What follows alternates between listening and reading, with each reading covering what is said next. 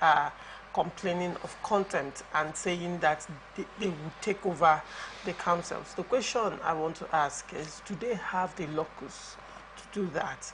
Even though there was a local government law that was passed that extended their tenure. However, they are no longer in office as it were. The question is, do they have the locus, considering the circumstances currently in Rivers State? Every citizen of Nigeria or even Rivers State has the locus to challenge what is happening in all these local government areas. So say, obey the order of the court. I do not need to be in officialdom or maybe be an old bossman set up by the government or governor for me to act. Okay. I can approach because it affects me. I am from a local government, I operate here. I can approach the court and say, my rights are being breached because these citizens, whatever as they are an aberration, as the case may be. So, in that particular instance, of course, they have the locus. I have the locus to approach, any of the courts. So that is why I'm asking them to approach the courts, to do that as quickly as possible instead of resort to violence. All right. Yes. Chairman of the Independent National Electoral Commission, Professor Mahmood Yakubu, has said that the commission was fully prepared for the September 21 governorship election in Edo State and anticipates no security threats. Mahmood, who spoke when he appeared before the National Assembly Joint Committee on Electoral Matters, assured that so far he has not received any report of any likely threats to security during the election. He said even though a political party complained about likely security breaches during the election when he led the national commissioners on a visit to the state, there has been no report of any security threat either by political party or candidate. He said that at a meeting with political parties at the INEC office in Benin, the Commissioner of Police assured that any likely security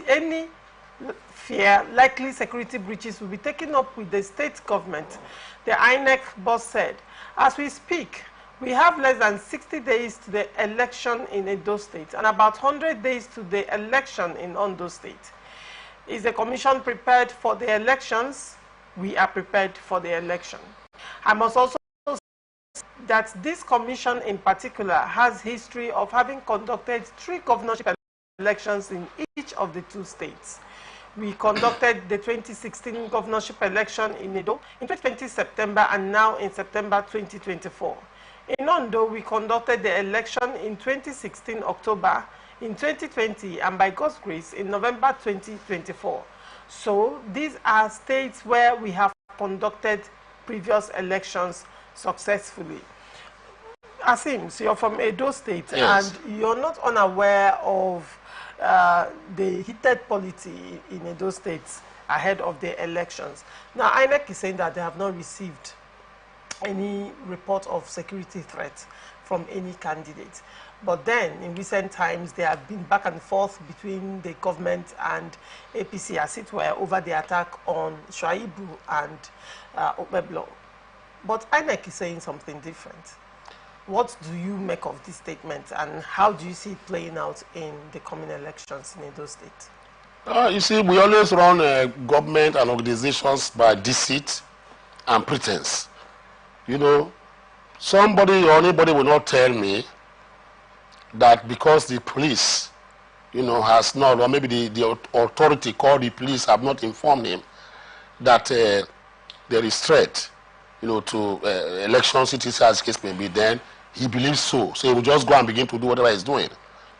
This is a state where quite recently, some weeks ago, the convoy of the deputy governor who was coming from Abuja, after the court ruled that he was wrongly removed as deputy governor, at the airport road in Benin, the very popular road in Benin, as they were driving out, they were attacked, by, another group, which they said was the vigilante group that was set up by the governor of Edo State. And I think about 2 people lost their lives in that particular skirmish, as the case may be.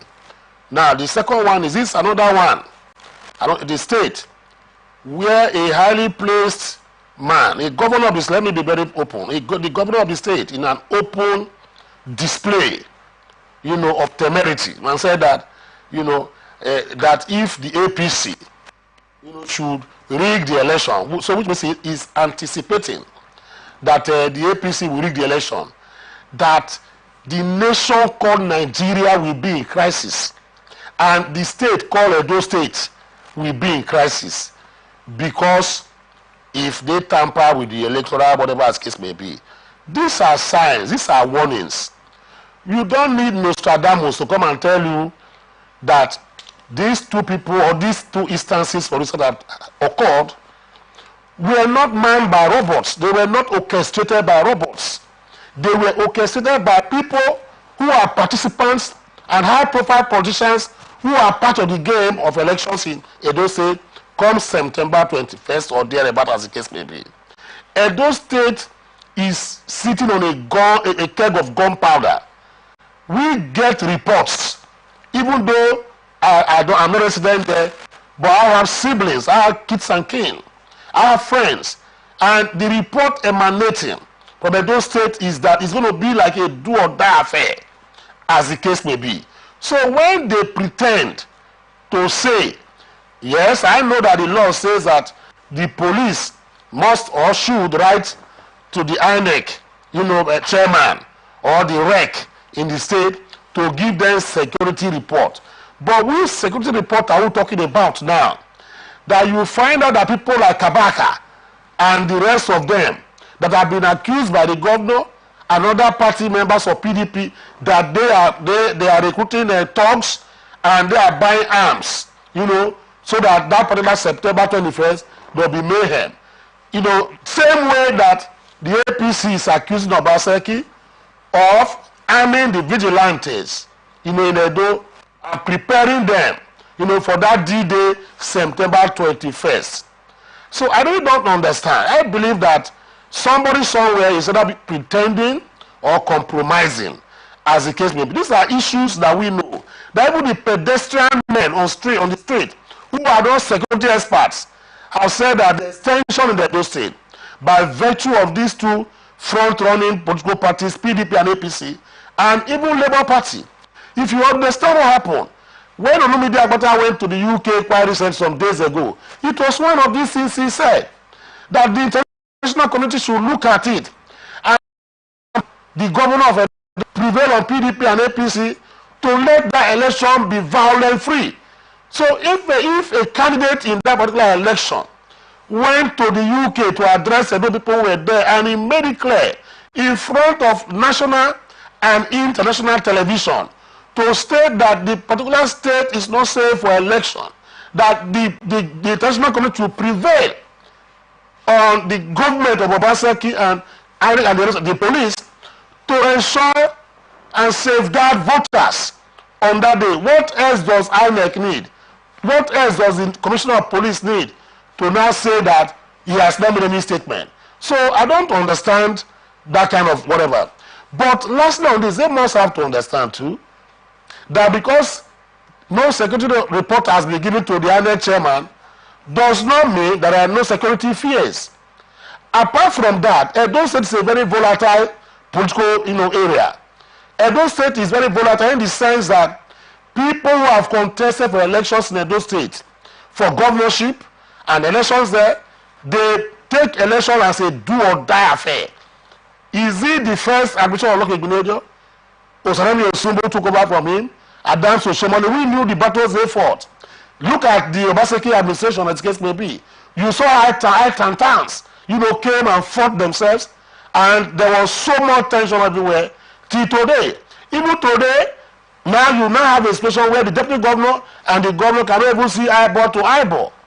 And the deputy governor has threatened that he will keep on. He has even defected to APC, as the case may be. And you say that there are no security statement from the Commissioner of Police. Well, we are waiting. But we know that that is not a true statement and reflection of the security, whatever in Edo State, as the case may be. So they have to be proactive. You don't just sit down and say, CP has not given me whatever as the case may be, therefore you are going to conduct free and fair election. We hope you do that. But I know that it will be very difficult until and unless they put a security architecture in place in Edo State to safeguard voters and voting materials. I'm speaking from the fact that, from what I've heard, and incidents that have happened before now. So we have to be very careful when we come out to make statements like of this nature. They might spring surprise on you, and I think that you have to be proactive in your actions and doings. All right. All Progressive Congress in Enugu State has suspended each chairman, Chief Ugochukwu Agbala, and 3 other executive committee members over alleged anti-party activities. The state APC Publicity Secretary, Chief Michael Ezayanwu, disclosed this at a media briefing on Saturday in Enugu. He said executive committee members had passed a vote of no confidence on their colleagues following their anti-party activities. He said, "We, the members of the State Executive Committee of the All Progressive Congress Enugu State, do hereby pass a vote of no confidence on Chief Ugochukwu Agbala, State Chairman, Chief Augustine Alumona, State Deputy Chairman. Others are Mr. Jude Anyogbo, State Treasurer, and Mr. Emeka Eze, State Organizing Secretary, and they are hereby suspended from the party." He continued, "Our decision is predicated on a series of acts of abuse of usurpation of powers, creation of factional executives, and unconstitutional removal of party executives. Others include instigation of crisis in the party in some local governments committed by named officers against the party." He said the chairman has been running the affairs of the party like a personal business since his confirmation. Barrister Sims, issues. What is your take on this story in Enugu State? It's a political situation. So, you see, a party in opposition in Nigeria is like a baby with kwashoko. You understand? Because if you are in opposition, you'll be seeing those who are in power, who are the ruling party. They are enjoying and taking largesse home, buying good cars, building houses, having everything that life is they can provide. You have them doing all these things. You now begin to look from afar. It is very, very difficult, except you are a principled man or you are an ideologue, before you can begin to say, okay, let me just keep to my faith and remain here. I don't want to know what they are doing there. So when you see situations like this happening, don't be surprised that the state chairman, I'm sure may have been hobnobbing with the ruling party, being the governor, to say, okay, he goes there to go and hold meetings with him, nocturnal meetings, and say there's hunger in the land. Is there any way you can, assuage and help us ameliorate some of the things we are passing through? So these are things we find in the political firmament all over Nigeria. So it is not new to me. But the problem I'm having is that when the other parties are not carried along, they now instigate, the working committees of the state or whoever, or world chairman, whatever, to suspend or at times, expel, members of the party. But the question we have asked is this: once you do all this, was due process followed in the suspension? These are things that we should be looking at and analyzing as the case may be. The Constitution says that you have to let the person know the reason why you are suspending him. There are modules and whatever you have to follow under the Constitution of APC. Was it well followed before you now make the announcement or pronouncement? The second one is it the particular committee that has the powers to, suspend?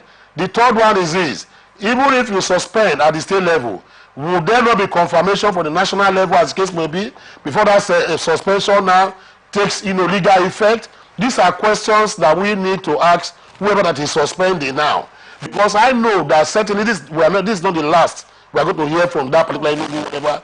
I know that somebody somewhere will soon approach the court, and when they go to court, they're going to find out, we're going to find out exactly what transpired in Enugu State for that suspension to be effective.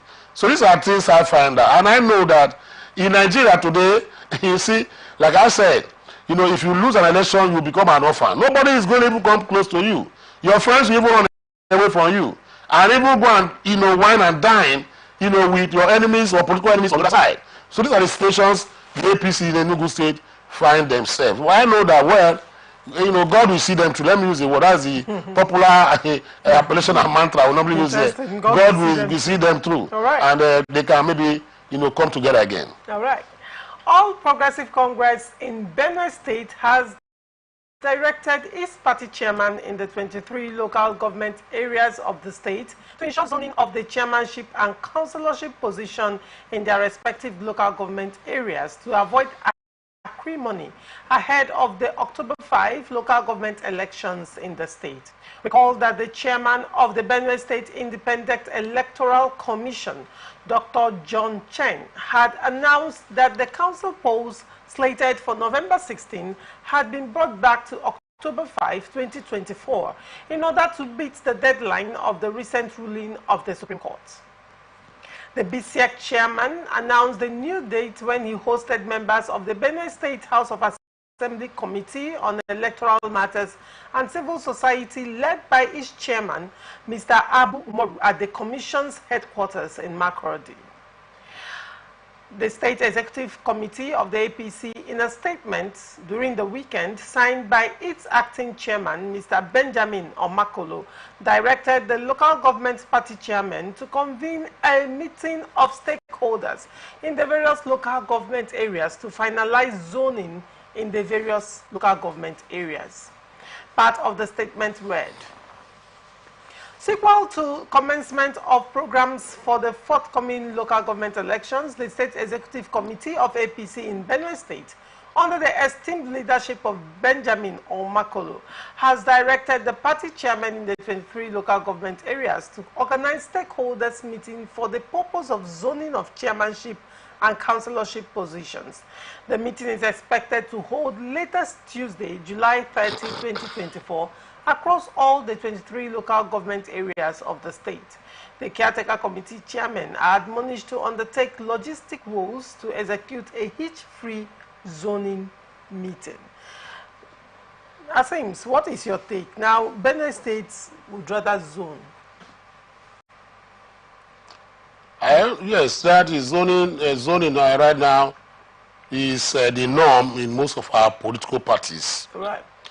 And like there was a matter, a group that came to my office the other day in River State here.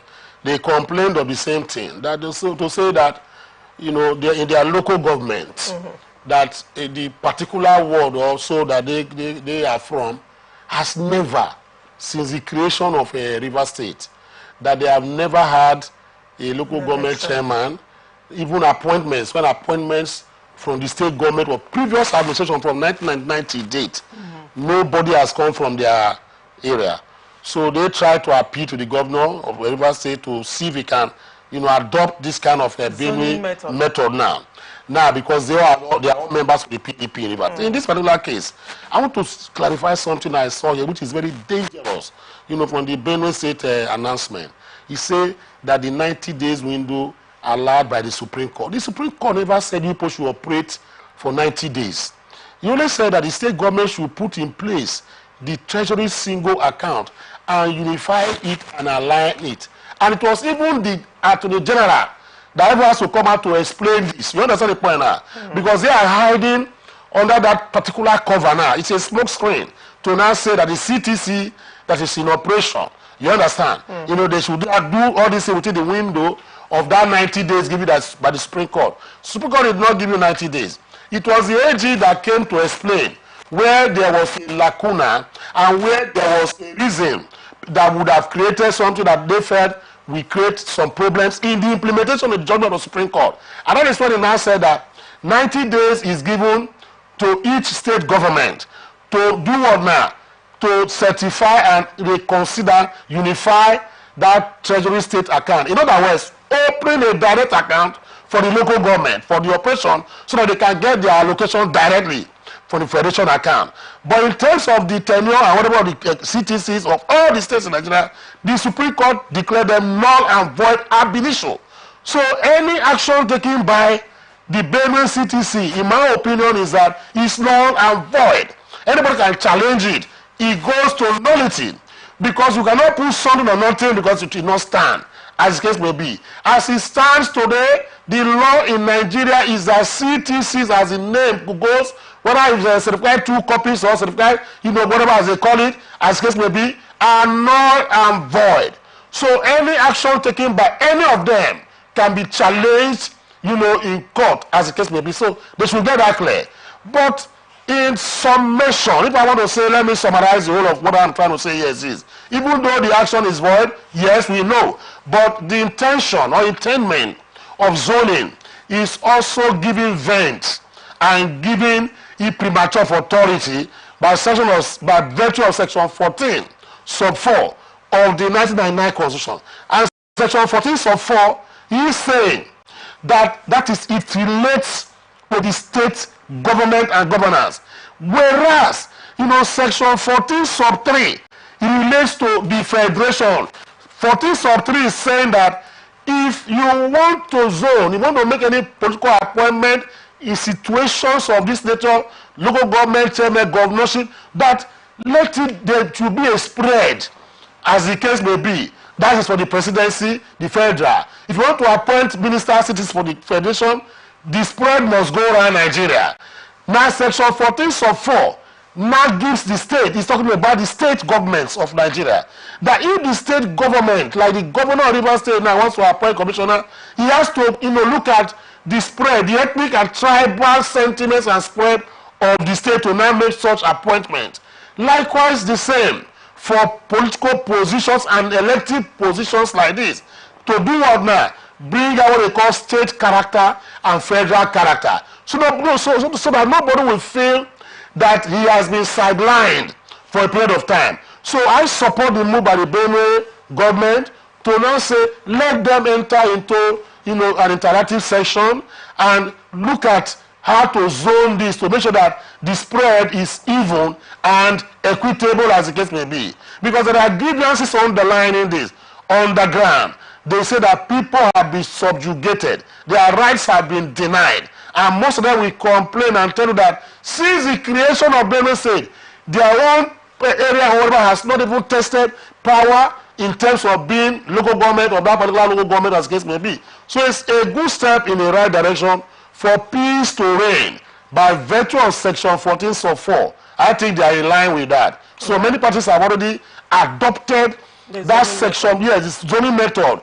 because it has that imprimatur authority of the Constitution by virtue of section 14 sub 4. So you can zone. There's something wrong there. Right. You look at it and say, which area is suffering so much that has not produced? The government can say, please, let's zone this, particularly to produce their next chairman of the local government, yes. We'll go on a short break. When we come back, we'll look at PDP party congresses that held across the states. Do not go away. From the line across the ocean to the land beyond the mountains, through the Sahara, we bring on sport news, live analysis, expert discussions on trending stories in politics, business, socio-economy, sports, and documentaries. So catch all the updates on the happenings around the globe. Stay focused on the fact today, only on ATN. Representing people, Mr. President, my people are under siege. I will place economic stability and confidence. To condemn this act and call for immediate release of this minister in the Temple of Justice. Give us access to our money we put in the bank. She said 3,000 is 1,000 to collect 3,000 naira. Where are we heading to? I've always said there are two sets of people on earth, the oppressors and the oppressed. And in between are the cowards and the hypocrites. Which are you? No matter how tough the challenge, how high the obstacles, we always overcome. What Nigerians need now is not about the taunting. Who can come and salvage us from where we are?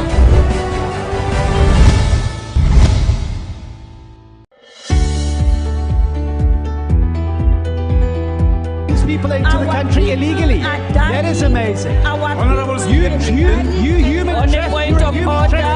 Honorable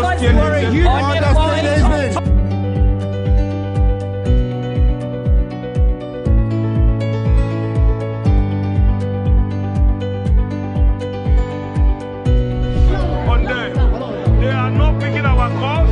They made up their minds. So no agreement with the EU, but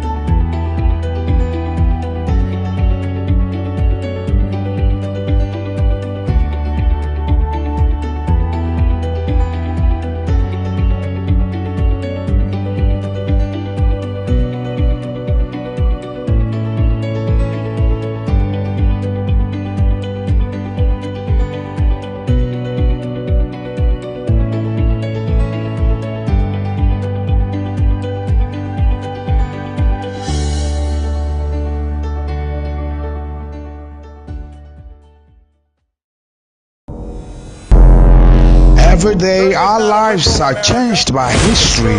We are one people, all of us. Leaders, politics. Nobody's ambition is what they blood. I have fought very firmly. Natural occurrence, war, and the world economy. I belong to everybody, and I belong to nobody. ATN covers it all on ATN Politics today.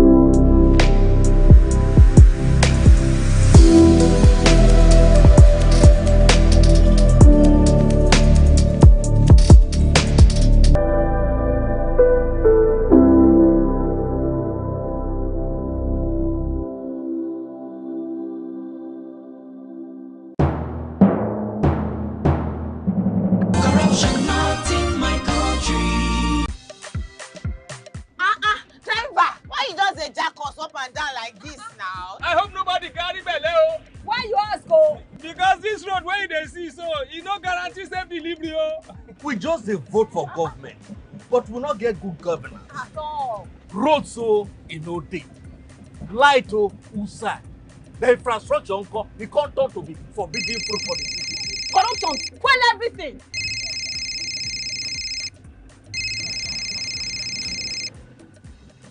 Hello? Hello, madam. Good afternoon. Good afternoon. My name is Mrs. Ayeni. I am calling from the Ministry of Humanitarian Affairs. Okay, I've been expecting your call. Madam, remove this your phone from loudspeaker. Now my phone be like that. Hello? Are you there?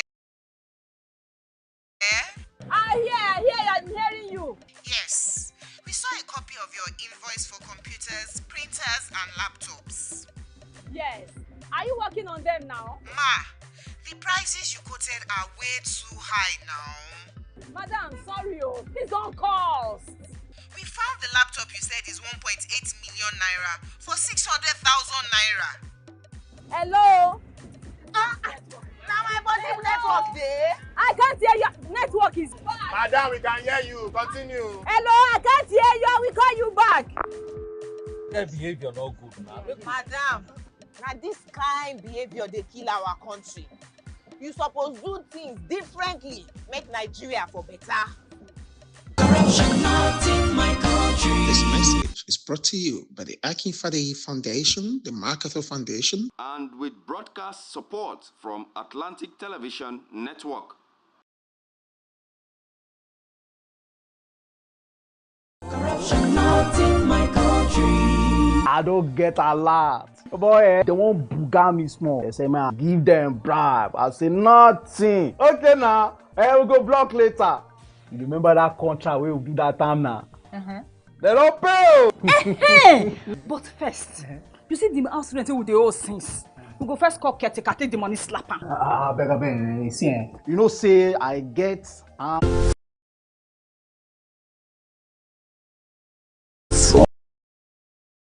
On the line, across the ocean, to the land beyond the mountains, through the Sahara, we bring on-the-spot news, live analysis, expert discussions on trending stories in politics, business, socio-economy, sports, and documentaries.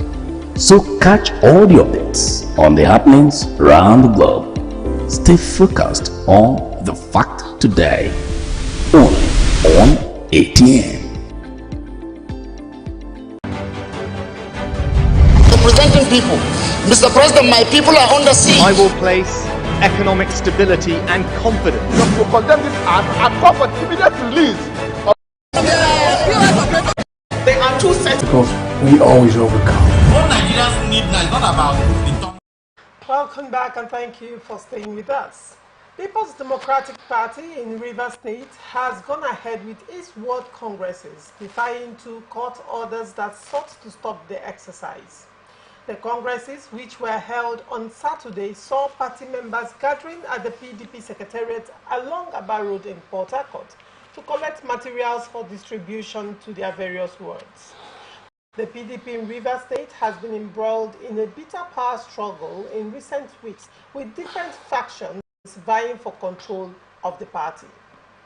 National leadership of the People's Democratic Party, in a letter written to Independent National Electoral Commission, has announced the postponement of its ward and local government area congresses in Abia and Ebonyi states, which were earlier scheduled for Saturday, July 27.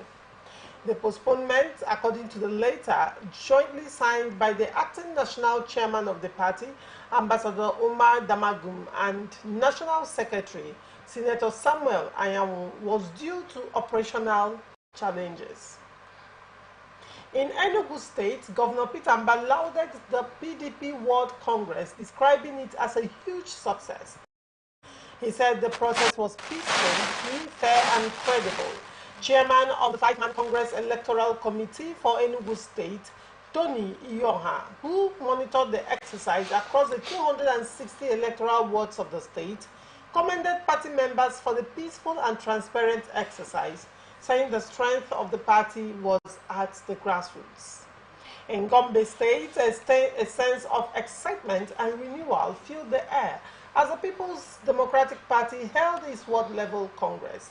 The exercise, which began early in the morning, saw a remarkable turnout of delegates eager to participate in the democratic process. According to the PDP's public relations officer, Abdurrahman Zuwan, the Congress was smooth with reports of violence or disruption. In Kogi State, the caretaker committee of Kogi State chapter of the People's Democratic Party, led by Senator Danjuma La, and the chairman of the Congress Committee have suspended the World Congress in the state earlier scheduled for Saturday, July 27, 2024. A statement signed by the Publicity Secretary of the Caretaker Committee, Chief Dayo Akande, said the indefinite suspension of the exercise followed the carting away of sensitive voting materials for the World Congress by a group of unknown persons in the full glare of INEC observers present. Barrister Sims, brief summation of different states and what transpired at the PDP congresses. What is your take? Which state stands out for you? Which state do you want to react to first? I think that of River State, because I reside here. And I was with some friends yesterday who some were bitter, some were jubilating that the World Congress was a successful one, while the others were saying that that World Congress, there was no World Congress, because there was a court or 2 court orders preventing them from holding that World Congress. So before you knew what was going on, we heard another from news again from Abuja to say that the national body has dissolved, the local government, I mean the states, caretaker committees or PDP, as case may be. That news went viral yesterday on social media. I read it too, but I was just laughing. I said, well, this is the situation. This is politics in Nigeria. I want to ask a question. Why is it that River State things are always very different? That's the question I asked all my friends. None of them has no to answer. The next they say it's wicked. I said, no, one man cannot create, a problem like this for you in the state. The state has a problem, and that's a foundational problem that the state has only taken issues into perspective and, try to solve. Now, what happened yesterday is this. If you want to follow the law, who authorizes the World Congress to hold, Is it not the national body that will say, okay, this is the date we are doing a national Yeah. World Congress?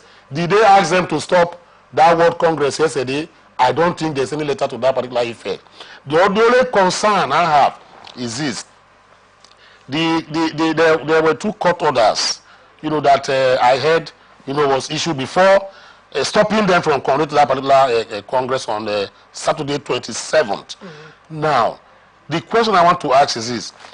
Have they been able to vacate those 2 orders of court? I don't know.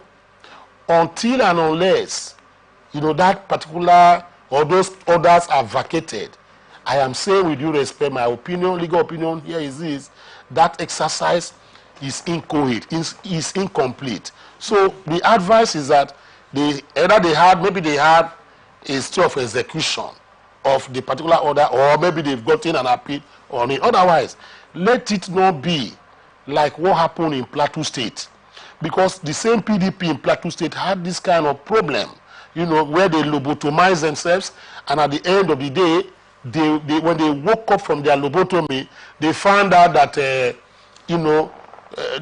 was non-existent positions for them. The courts now declared their seats vacant as not the rightful owners that should be members of the House of Assembly of Plateau State. Now, what happened was this. A similar team played out itself. The elections were fixed for ward, and all those, whatever, and the primary CTC, state, whatever as case may be. So people went to court and now got restraining orders from the PDP and from the court, against the PDP conducting any of those particular elections. You understand? They did not set aside or vacate those orders. They now went ahead to now conduct, you understand the point, and the elections or Congress as the case may be. They did everything, even presented candidates for election, the last election, House of Assembly especially, and that of House of Reps. That is where you find that some people now, this former governor of the state, I have forgotten his name, now became a senator. Otherwise, he lost that election in the APC PDP election senatorial in his district. You understand? But later, what happened when the Court of Appeal now heard that, look, every exercise that was conducted by you people before the elections of 2023 were null and void because you refused to obey the court orders restraining you from doing that particular primaries. You understand the point now? So any fruit from that particular primaries produced by that primaries was null and void. That is what the court said. And by virtue of that, those PDP men who were the ones that were duly elected by the people lost their seat in the Senate. And the ex-governor of Plateau State, now became the winner and is in Senate today.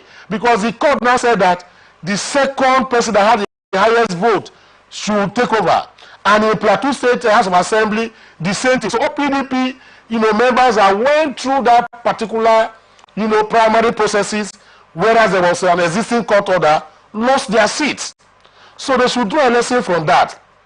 So that if there are 2 orders against your not conducting that election or World Congress elections yesterday, in my opinion, I thought that they would have set that particular order aside, either by way of execution or vacate that particular order for them to now go ahead and conduct. So if you conduct the election and the courts have said so, and you have not set aside those particular orders, I'm sorry, with due respect, that exercise might not hold water. All right. Yes. Well, Barrister Sims, now, in the case of the court setting aside the River State's PDP Congress, yes, in the first instance, the first court was the State High Court that gave that order. Yes. And then the matter was taken to Federal High Court. Yes. And the Federal High Court said that the Congresses should hold.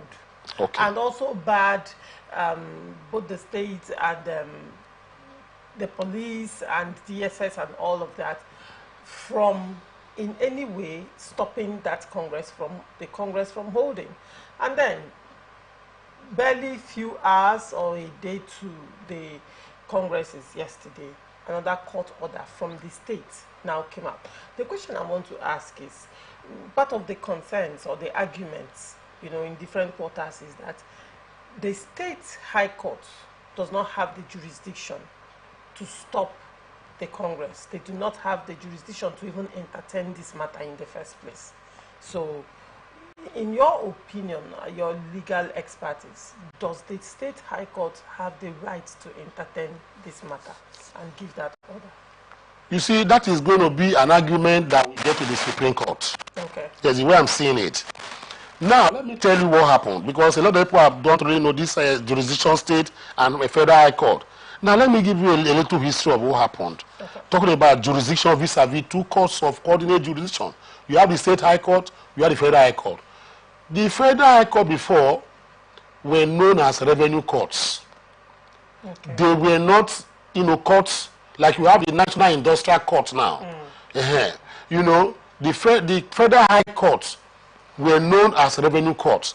It was during the era of Babangida that he converted revenue courts to federal high courts for the purpose as at that time to see a court that the federal government will own exclusively, that they can dictate to as at that time. That was where they got all those orders, Basi Ikpeme order and the rest of them.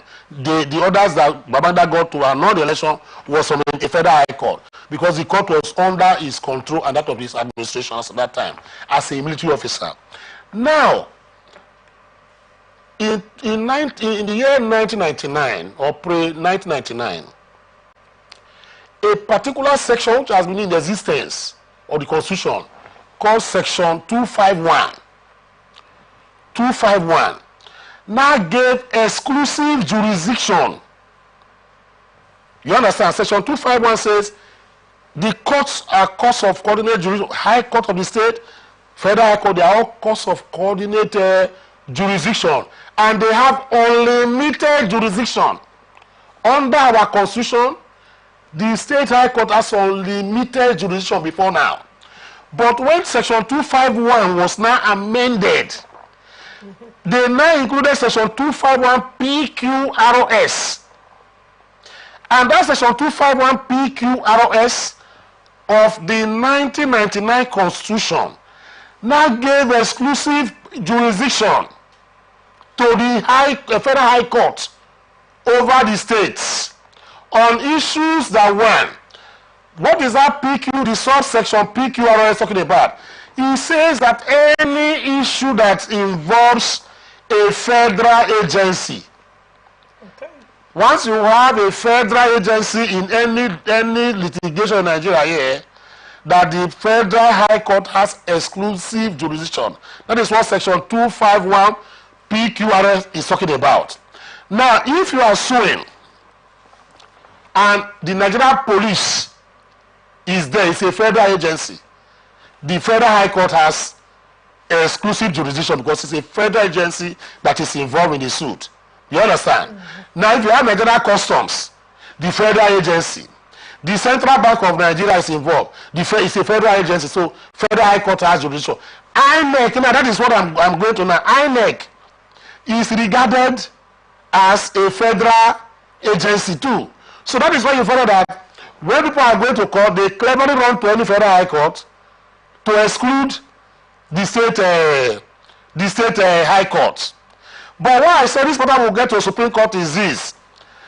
We have seen litanies of cases, decided cases, where it is stated that if the federal and state high courts have the courts of coordinate jurisdiction, they can as well participate, whether you have a federal agency or you don't have a federal agency, as case may be on this, that they have, concurrent jurisdiction, because they are courts of coordinate jurisdiction, as the case may be. And the matter dragged on. That is why you follow that in most cases, those who are involved in human rights, you follow that when you want to seek redress at times, and the Commissioner of Police is involved, the CP belongs to a federal agency. Most lawyers run to the state high court, and the state high court will assume jurisdiction. You understand? Based on some judgments of court. And the court has said, except and unless The Constitution specifically says that this particular matter burden of election etc. is exclusive to the Federal High Court. That is where the Federal High Court will have exclusive jurisdiction. Like in this case, Section 272, Sub 3. If you look at it, that says any matter that has to do with House of Assembly, the Federal High Court has that. That is why the Court of Appeal acted on that particular platter. So this particular issue now, Federal High Court, State High Court giving orders. What has happened here, and that is why I feel it's dangerous, is this. We describe it as chikwata. It's never here nor there. You understand? Okay. Because until and unless they are able to prove that INEC being a federal body, cannot be, okay, the action concerning INEC cannot be brought in a state high court, then they can be okay and go. So it's a balancing act that I feel is 50-50 at the end of the day. It might go to a court of appeal, as the case may be. Don't forget that these orders from the state high court, those from the court of federal high court, certainly will go to the court of appeal for adjudication. But for me, it is always very, very clear, and if we can make it very good, to just let the law lie, like what they say, let the sleeping dog lie, and do the needful. How do you vacate an order, get a stay office? You run back to that particular and say, you vacate it. You do your whatever quickly as case may be. If does not grant it, you go to court of appeal, you run that and do your whatever as case may be. While that, appeal, you are going to spending, and the stay is pending, you run whatever you want to run. That is what I'm saying. So it is a delicate balance between the state high court and the federal high court in this particular case that they have done. I cannot say with finality who is going to triumph, but it's a dangerous adventure. All right. Labour Party has warned the self-proclaimed national chairman of the party, Callistus Okafor, from deliberately walking into jail for contempt of court. National Publicity Secretary of the Labour Party, Obiora Ifo, said this in Abuja on Friday while responding to Callistus Okafor's chairmanship claim.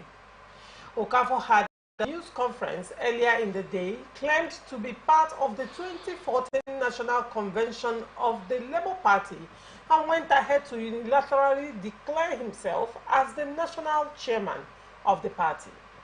Ifo said, this latest document is coming after a judgment of a federal high court in Abuja, which only recently validated the Nnewi Convention of the Labour Party that produced a new set of executives led by Barrister Julius Abure as the national chairman. We wish to state clearly that Callistus Okafor could pass as a dramatist who chose to dance to the gallery and entertain people. We seriously don't know who is playing the drums for this erstwhile member of the party, even after 2 successful national conventions have held and the party has since moved far beyond his imagination. Nigerians will recall that Mr. Callistus Okafor also showed up in 2021 when he declared himself as the national chairman of the party and proceeded to court and failed both in the High Court and also the Appeal Court. The Appeal Court held clearly that Callistus Okafor cannot use the consent judgment to make himself the national chairman of the party. In fact, the court reprimanded him and dismissed his suit with a substantial cost, which he is yet to meet till present. He continued to say, we are rather shocked and surprised that the same Okafor has come up again going against the Court of Appeal decision. Aseems, another national leader of the Labour Party, as somebody has declared himself the national leader. This is after Apapa lost out and Abure was affirmed by the court. Now another person has come up, and it is worthy of note that this is not the first time Callistus Okafor is actually coming out to say that he is the national chairman, as Obiora Ifo has also stated in his statement. What is your reaction to this development in Labour Party? No, Labour Party has become an albatross to many of its supporters and members. Those who have sympathy for Labour Party, like us, now are in a quandary. We do not even know exactly what is happening. A political party that came into the electoral lithosphere within 6 months was able to garner, I think, 6 million votes across the federation, and could even produce a sitting governor in Abia State today, and could also produce about 13, 14, 15 members in the House of Reps. It has never happened before. Labour Party had a momentum and a movement. Labour Party came from the blues and took everybody by storm and surprise. And we looked up to Labour Party to be a party that would have led Nigeria out of this doldrum and the woods. But they have disappointed us. Those of us who have sympathy for them, we no longer look at issues of Labour Party seriously. In all the various states of the Federation, Labour Party has factions, contraptions here and there. And the national body we are discussing today, the question we're asking, what is Julius Abure? He's my kinsman, but what is he doing there? Why is Julius always bent on remaining, at the helm of affairs of Labour Party? Labour Party, Apapa fought Julius and said Julius was not an upright and forthright person in terms of management of men and resources. And after the treasurer came and said, levied allegations of financial impropriety against Julius Abure. I was even thinking, because on open television, the woman came, made some very serious and grievous remarks of malfeasance against a Julius Abure. I was thinking Abure would have been in court by now, suing for defamation of character. There is no suit. This is the same Julius Abure who has been there for close to 10 years. Even when Labour was in the desert, in the abyss, Abure was there. When Labour came out now to prominence, he's still there. Abure, by contrition, took Labour Party, went to Abia State or whatever to go and do their last convention, even against the orders of court, as the case may be. He did that election, and that convention retained him. The convention was a convention of party men who were party or tea party people with him, who were his, his cohorts, who were his, Man Fridays, as the case may be. They worked with him and now made him, to be the chairman of Labour again. In spite of the fact that even P2B said and warned Abure and said, there is no need for you to go for this convention when all that issues have not been settled. Now they are trying to exclude whatever the Callistus or whatever they call the young man there. He has the right to agitate. Whether rightly or wrongly, you bring out a particular court judgment to say he has been excluded. But himself has a judgment in his hand that he feels he wants to implement. So do you tell him not to do that because you have your own? That is in the debacle we find ourselves. So these are the situations we find. Even P2B has said it several times and said that they should put their house in order. There was a time people threatened to leave Labour Party, to go back. Look at it, even as it is. Not even threatening now. He is making those threats real. He negotiated with Atiku Abubakar of PDP and said that even with what is going on, if there's an opening in PDP, he will not mind going back to PDP as case may be. So these are things we have asked questions because Labour Party has even failed P2B. A part to Tommy, who was one of those who was what we call the big tent, a think tank for Labour Party, is in limbo. Most of them are in limbo. The reason why you see this going on is because of the fact that, according to the treasurer, there's about 2.2 billion naira that is in the party's coffers that this leadership has not been able to account for. And that is the reason why you see Apapa will come today, Callistus tomorrow you see another AK that will emerge and be to challenge Abure. Abure does not have conscience, in my own opinion. If Abure has conscience, With this magnitude and the very grievous allegations of financial malfeasance against a national chairman of a party, and this kind of, fighting here and there, Abu has spent close to how many years in labor? You have done, you have made. So please leave the space for others. Why are you gagging the space? That is what we are saying. If people challenge you like this on a daily basis, mean that you are incompetent. So why is Abu still, stiffening that? You are not a sit tightly. You are not a monarch that will say Labour Party is my own stool, and nobody can challenge me until that is done. The reason why I have factions today in Labour Party is because of Julius Abure. In Rivers State, are you aware that Hida Dokupo, they said they have also suspended the Hida Dokupo? There was a member who got the other day and said that Hida is suspended. Well, so, came out and refused. And refuted, but you understand. So you see this kind of whatever. She has come out to refute it, but from the vineyard we found that it is true. But she's trying to put it to say that, oh, she's popular in Rivers State, so she has to be there. So these are issues. Before now, we used to work as a party. Even though we are not carrying members of that political party, we have sympathy for them and work for them. Even Labour Party, I even challenge them to bring their register in Rivers State to see if they are up to 400 members under their register. Most of the people who are even clamoring to do this are not even Labour Party card carrying members. They are just supporters and sympathizers of Labour Party. We have challenged them to say on the national level, PDP can bring their whatever to show you they have so much. APC the same. I challenge Labour to bring their voters register or membership register, in Rivers State to see if they are up to 50 people that are registered with Labour. The rest of us are just those who sympathize because of the obedient movement that we came about with, as case may be. So why is Abure foisting people on the state branches?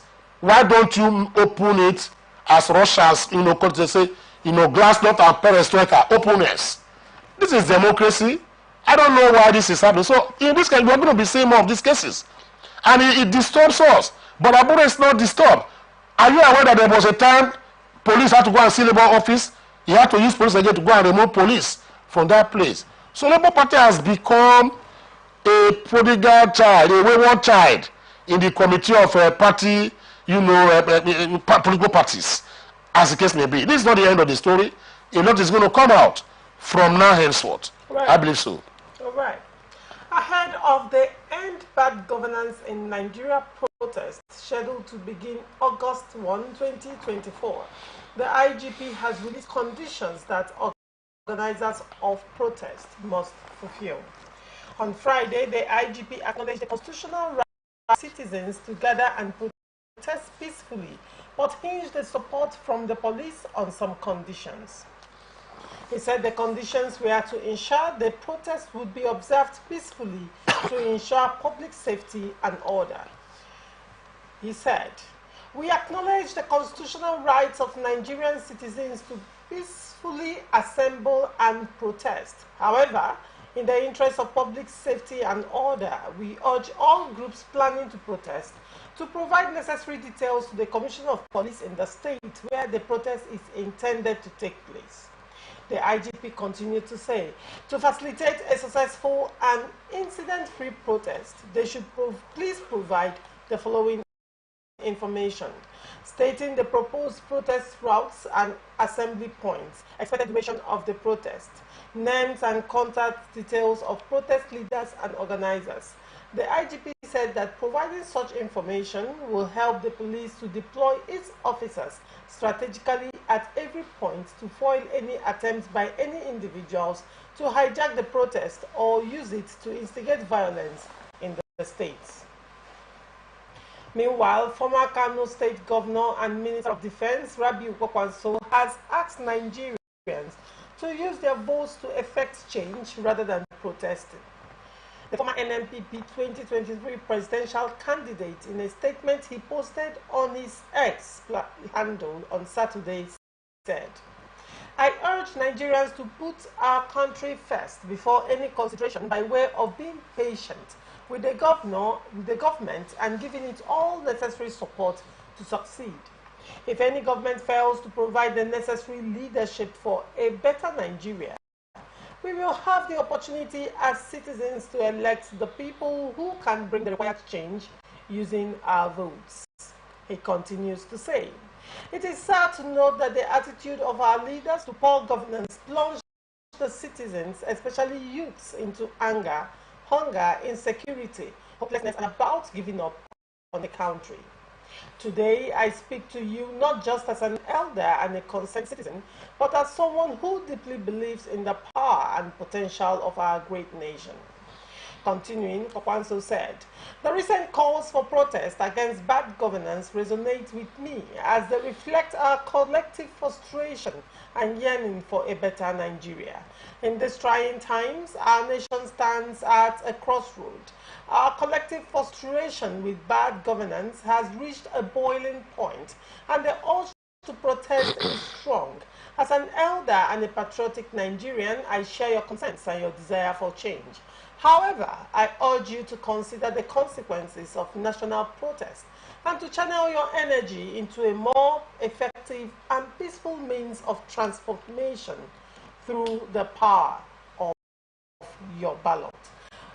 Asems, what is your take on these two things? First of all, the IGP reading out conditions for their participation to safeguard lives and properties in the upcoming protest, and then Kokwanso's statements dissuading the protesters from protesting and advising them to use the power of the ballots to change the regime if they want.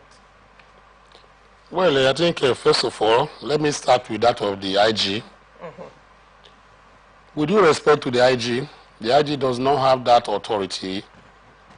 The IG does not have such under the laws of Nigeria, except he wants to turn himself into a legislature. And I believe that would be an aberration. Now let me start from the Constitution of Nigeria.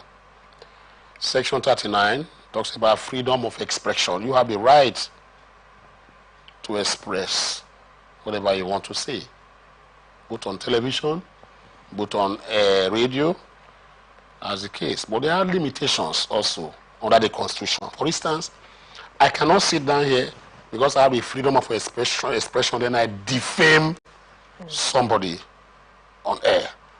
The man has the right to take me to court for defamation of character, etc. The second one is Section 40 of the 1999 Constitution. And Section 40 is very clear. It says that we have the right to freely assemble. That is why you see churches, when people are in church, they gather there, they sing, they do, no policeman comes there as far as they don't make any violence. That is why you see I can decide to leave where I go for my town union meeting, anywhere they are gathered at the stadium, I enjoy myself and come back home.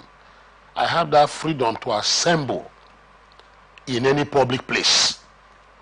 I do not need the rights, of the Nigeria police for me to begin to do a protest of this kind of nature. I'm talking strictly sensu from the law, the angle of the law. That is Section 39, Section 40. These directives he is giving is not within the ambit of the law for him to begin to enumerate. You come and register with us. No, it's not there. Before we do his job. Now, let me, pungently and specifically also direct the IG of police to his police act.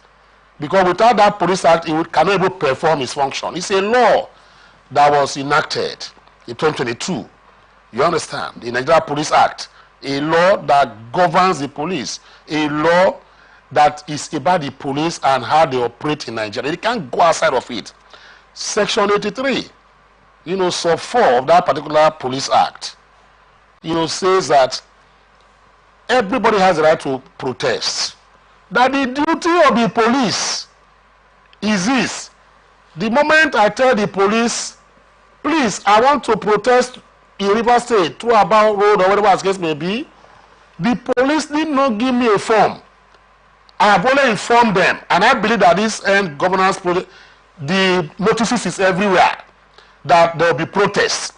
Now, what that Section 83 of 4 says is that the Nigerian police, that is the officer who is in charge of that particular area, in this area now as referred to is the Commissioner of Police, will send his personnel to that particular area or the protest points that we have all over the state to do what?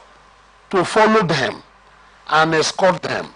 It's just like somebody is bringing, a bereaved family is bringing their own deceased brother from the mortuary.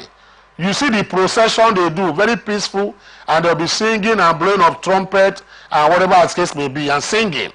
You understand? The police follows them, from wherever they are moving from here to Obibo. The police people, what they ought to have done through the command is to feed them very well and give them food so that they can walk long distances as people are walking along, as the case may be. Now, when that procession is peaceful, the police can even open up and chat with the people who are protesting. Protest does not mean that I'm shouting or maybe I'm breaking doors or whatever. That is not the essence of protest. Protest will say, please sir, I don't like what you are saying, or I don't like what you are doing. Can you do this way for a better society? Now, when the protest, you cannot say because it can go out of hand. That cannot be ruled out. The drafters of the Constitution and even the Police Act are very clever. They've seen this happen. That is where they now crafted Section 84, Sub 4 again, and Sub 1 to 4. The IG should go and read it. It has said that in furtherance of Section 83, Sub 4 in the Police Act, that there might be one or two people going astray. That what you need to do for the prevention of life and properties, both movable and immovable, then you can go in there, pick out those who are disturbing, the atmosphere, pick out those who are trying to destroy public properties or personal properties. And for the information of protesters, let me tell you, if I own a property in River State and you consider me as a government one, you want to come about, I have the right to resist you. I have the right to protect my property. Even if the police is not there, I can come out with my gun and protect those who want to invade my property. It's within our ambit of the right. So the police have to do that and say, please, you arrest and take them out. But what we have seen is that overzealous police officers have created mayhem in Nigeria here, where once they see people shouting, the next they throw tear gas. Once you tear gas a crowd, definitely people will run scatter and maybe become violent. That is what I feel the IG should have lectured these police officers to say, please, unless and until there is violence, please don't push out, don't throw your tear gas. Follow them and go. Now, on this matter, I have come to realize that Nigerians like copying. We like copy, as we call it in those days. Do you know that Kenya is setting an example, good one or bad one for Nigeria? It was in Kenya that Nnamdi Kanu was abducted and brought back to Nigeria. Just like they did to Abdallah Öcalan of Turkey. It's the same Kenya that did their whatever march about a month or 3 weeks ago. That Nigerians are now copying to say end bad governance as it happened in Kenya. Let me tell you, what happened in Kenya is not the same with what happened here. The Kenyan whatever was more spontaneous than that of Nigeria. Now, if you have given the authority the information that on 1st of August you are coming out, do you think the authority will wait for you like a log of wood to come and use axe to bring it down? I don't think so. The authority will prevent or make some measures that will prevent or maybe retard you, because action and reactions are equal but opposite. So these are the situations we find ourselves. In Kenya, if you look at what happened there, the people went out and demonstrated. What were the gains? They were gains. Even though people lost their lives. The man, William Ruto, whose government they protested against, he did and had to, obliterate that particular bill that was for the House, cancelled it and threw it away. He now reformed his cabinet to the extent that all the ministers in his cabinet, he had to bring in opposition leaders whom he felt has some clout that could talk to those people. Raila Odinga's members of the opposition, he brought them to cabinet. For instance, the minister, very powerful. In Kenya, the most powerful minister is the Minister of Finance. He removed his own ally and put Raila Odinga's ally. The Minister for Energies, he removed that one from his cabinet and now brought Raila Odinga's down and begin to work on that. Generation Z that did this campaign and sent typo on WhatsApp and social media. You understand the point? And they were out. Their leaders were out trying to make sure that violence did not happen until police, now broke into that is a particular thing. 2, due protesting, police have given us guidelines, which is for me illegal. Expect more illegalities coming up. You know what I'm trying to say? In Kenya, so don't think it's only Nigeria that is happening. In Kenya, there was a pro-government movement that was against the anti-government movement. Expect such to happen on the August 1st. A pro-government, people. Tinubu are supporters, whether you like it or not. There are those of Tinubu supporters who say they are ready to quell this particular riot, as the case may be. They will speak against it. So don't think it's going to be on a platter of gold. So when IG says this now, IG did this is not within the ambit of the law. I know that the IG is a lawyer. If I believe he's a lawyer, he should run to that particular those sections I mentioned, 39, 40, section 83, 84, Police Act and all those things. He knows does not have it. But what they are not doing now is to do what now? To stiffen, that particular program and bring to all. So that on that particular day, they can have an avenue for them to now begin to arrest people and if possible tear gas them. Last lesson to be learned is that the last SARS, a lot of people lost their words and lost everything. Some are still in detention today, remand custody, as the case may be.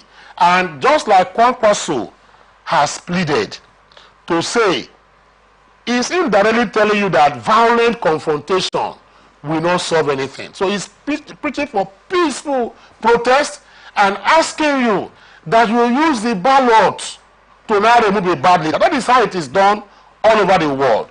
Protest does not, it's not a means to, it's not finality. It's just a means to an end. Even if you protest at the point of this nature, you have made your whatever feelings known to the government, but the best way to avert this in the future, like Kwankwaso said, is to use your voter card to vote in credible leaders that will not names.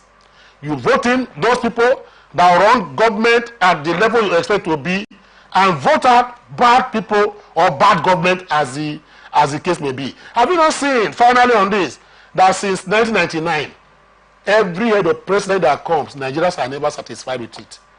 Obasanjo came, they quarreled. Yar'Adua came, quarrel. Jonathan came, quarrel. Buhari came, quarrel. Tinubu is here now, quarrel. So who is going to be the Messiah of Nigeria? We can get a Messiah in Nigeria if we vote correctly and rightly and vote for credible people to be in government. I would say let the protest be peaceful and not be violent as being admonished. But police also, what the IG has said for me is incongruent with the law. So the IG should jettison those things and follow what the law says on protection of protesters. All right. Pastor, since you mentioned the heads of the presidents, yes, from Obasanjo down to Tinubu, and you said Nigerians have never been satisfied. Of course. But the question would be, since from Obasanjo, as Obasanjo stepped down and Goodluck Jonathan, Yar'Adua and Goodluck Jonathan and others, has it gotten progressively better or progressively worse? It's getting worse. So Nigerians, they complain when it's getting progressively worse. Yes. They agitated, they don't want Goodluck Jonathan. Goodluck Jonathan, when he was leaving, said, "You will cry for me and you will look for me." And it was just like a prophecy. When Buhari took over, at some point Nigerians were not crying, they want Jonathan back. Now Buhari stepping down said, "You will still look for me as well." They keep dropping the same prophecy. And now Tinubu, in less than 1 year, is having this problem. Saying that Buhari was actually far better. Now, when it comes to the issue of Kwankwaso saying that Nigerians should use their ballot, the concern would be, are the elections in Nigeria free and fair? You recall the complaints and the irregularities that marred the 2023 presidential elections in Nigeria and how it turned out. So, isn't this a situation where protesters or the youths, the Nigerians as the case may be, are completely disenchanted with the electoral process? They are completely disenchanted, and there is a clear mistrust of INEC. So even if they are to use their ballots, you will recall that during the presidential elections in 2023, people voted under the rain. People voted under, unfavorable weather conditions, and yet you would recall the woman that was even stabbed in the face trying to defend her vote, an unarmed woman. These are the situations when you look at it critically, and Kwankwaso is coming out to say Nigerians can change the regime they don't want with their ballots. Can that system be trusted? You see, thank you very much, Choma. This is a very wonderful question, but I wish I had like 1 hour to answer this. And the reason is not far-fetched. You know why? Brilliant question. And I was in a sister radio, I think around Wednesday or Thursday, and somebody asked me this question. I told the person, you see, the reason this question is a question that I have been waiting for, and you are asking the same question today again. Now let me tell you, I will forward an article written by one professor. I will look for that article and forward to you. I read the article, I shed tears. I read the article, I said, for the first time in a long while, I've seen somebody who has said or agreed with my postulation, and a professor for that matter. And this has been, let me tell you this, Loresha, that article said the problem we have in Nigeria is not corruption. The reason why Nigeria is like this is not because of corruption. The reason why Nigeria is like this is not because of bad leaders. People were shocked. What do you mean? The government to blame this will say we have corruption and bad. No, he said no, and I agree. You know why? Corruption and bad leadership is a symptom of a particular ailment. When I have malaria in my system, I feel headache, I feel sweat, I'm feeling cold. Isn't that so? If I go and take medicine that is not malaria medicine, what's going to happen is that I will swallow it. People say that I'm drinking medicine. But at the end of the day, I'm still feeling cold. If I let me drink that medicine for 90 next year, it will see the same symptoms that we exhibit. What are we talking about? Moral decadence. Are you getting my point? Yes. Moral decadence. The moral aspect of Nigerians has been eroded completely. The erosion of morality is gone. Do you know that in the 80s, when a man is found wanting and is accused of corruption, some of them will run away. I knew of a man who committed suicide because the company he was working, they said about 1,000 naira at that time was missing. It's a relation. We only heard he bought for a pour on himself and lit himself up. He said he cannot be associated with that. Then in Nigeria, a boy who just left school cannot bring a Mercedes Benz. What is Mercedes? Can you bring a Mercedes? Volkswagen, whatever to your father. And your father will sit down and look at you and be happy with you and hug you and say you are trying because the government of the day is bad. You can't do that. For you to sit down as a boy to go and buy egg and eat, the elders around will say, this boy is a thief. Where did you get that money from? But those things are gone. And that is the reason we were able to produce leaders that were relatively upright. Look at Gowon. Gowon did not steal. Take it to the bank. Tell me today where you have heard that Gowon bought so-so refinery or bought one asset of Nigeria. He did not. Take it to the bank that Usman Shehu Shagari did not steal. Show me today where you will say that he acquired this when he was in government. The reason is because of the fact that these were people that were relatively upright and morally, okay. as the case may be. Now, Obiewuski, who was the Fedeco chairman at that time, could not be compromised. Obiewuski stayed in a rented apartment as Fedeco chairman during the election. Government gave him all, he said he's not going to take it. That if I have to do a real election in Nigeria for them to succeed, if you give me an apartment to stay, it's like you are bribing me. He stayed in a rented apartment that he was as a retired judge in those days. In those days, a magistrate cannot come out, or a judge cannot be seen honorably with politicians all over the place. Because they say he has compromised his position. But today, judges go to politicians' house to go and eat and drink. And when they give conflicting judgment here and there, you begin to complain that it's corruption. Corruption is just a symptom of this. Now, let me put it to you.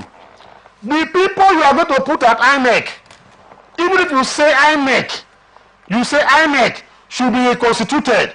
Are you going to bring foreigners to come and become members of INEC? Isn't that from the corrupt pool?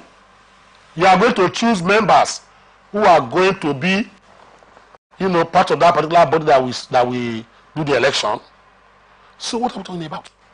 In politics today, every village in those days used to know families that are known for truth. If I go to the village I have to marry, they will say, don't go there, this is their family, now so a bill. But today, what happens? We don't even know men of truth again in communities. Not that people don't even know them, but people know them. But the youths, we look at the man and say, he is contesting for chairmanship election. How much does he have? Does he have money to give to us?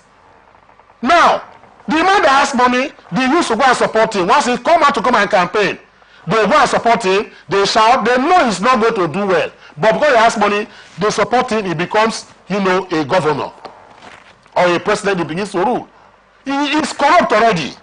He has bad conduct. So what do you expect that will make Nigeria be like that? The reason is that the Nigerian people are part of the problem.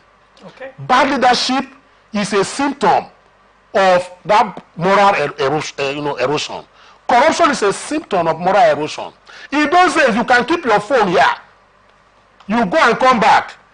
Somebody will be looking for you to bring that phone back to your house. Then there was no phone. You see money on somebody, a bundle of money on the table. People will be worried in that community to say, please, we know this woman, let us locate him. But today it's not like that. Right. So at the end of the day, what do you do? Say a system, beget the kind of leaders, it wants. Okay. That is why we are in this particular problem. Until that moral and ethical revolution is done, we'll keep turning that. Even after Tinubu, people will still come out to say if he goes, people will say, this government, Tinubu will come better past himself for the way it is. It's an evolution that is nasty. Right. So that is the only way we can solve it. Thank you very much. Thank you. That's the much I can take on that one. Thank you so much, Barrister Asim Adams, for coming on Open Air. It's a pleasure having you. Thank you very much. Always God bless. A pleasure. God bless. And this is where we wrap it up on this episode of Open Air. We are open for advert placements, bookings, and commercials. You can connect with us on all our ATN socials, Facebook and YouTube, Atlantic Television Network, Instagram and TikTok, Atlantic TV Network 1, and on Twitter, Atlantic TV Net. Watch us live on our website, www.atlanticnetwork.tv. Do not forget, peace and unity are the pathways to progress. Thank you for watching. I am Ogu Laurentia Choma. See you same time tomorrow. Bye for now. From the line across the ocean to the land beyond the mountains, through the Sahara, we bring on-spot news, live analysis, expert discussions on trending stories in politics, business, socio-economy, sports, and documentaries. So catch all the updates on the happenings around the globe. Stay focused on the fact today, only on ATN. Representing people. Mr. President, my people are under siege. I will place economic stability and confidence. To condemn this act and call for the immediate release of this minister in the Temple of Justice. Give us access to our money we put in the bank. She said $3,000 is one are two sets of people on earth. The oppressors and the oppressed. And in between are the cowards and the hypocrites, which are you. No matter how tough the challenge, how high the obstacles, we always overcome. What Nigerians need now is not about the taunting. Who can come and salvage us from where we are?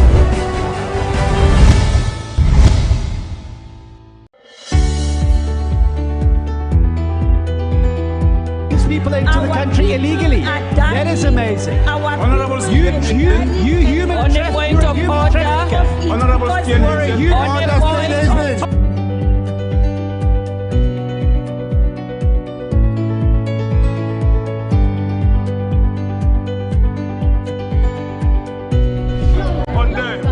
They are not picking our calls. They made up their minds. So no agreement with the EU, but